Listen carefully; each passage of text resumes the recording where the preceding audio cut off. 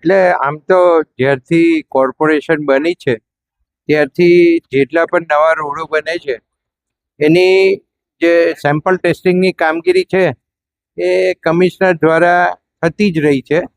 અને સારી વાત એ છે કે આપણી પાસે ડીડીઆઈટી કોલેજ છે અને ડીડીઆઈટીનું સ્ટાન્ડર્ડ આ ટેસ્ટિંગ માટેનું બહુ ઊંચું છે, એટલે આપણને એ મોટો ફાયદો છે.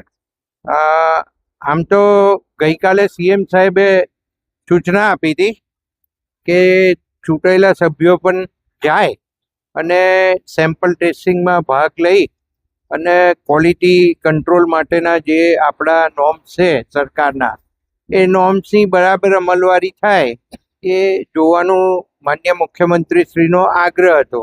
અને સ્વાભાવિક છે કે રોડના કામ ચાલતા હોય, તૂટી જાય અને પાછળથી પ્રોબ્લેમ થાય, જવાબદારી તો કોન્ટ્રાક્ટરની જ હોય છે 3 વર્ષ સુધી કે એનો જે પીરિયડ નક્કી કર્યો હોય ત્યાં સુધી.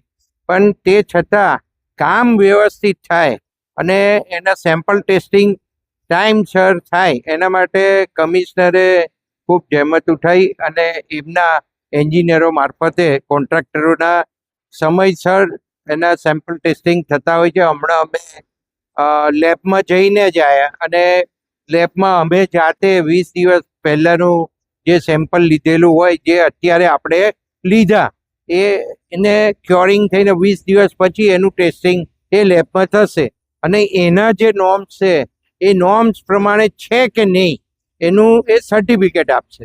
અને નહીં હોય તો એ તરત કોર્પોરેશનને, કમિશનરને જાણ કરશે.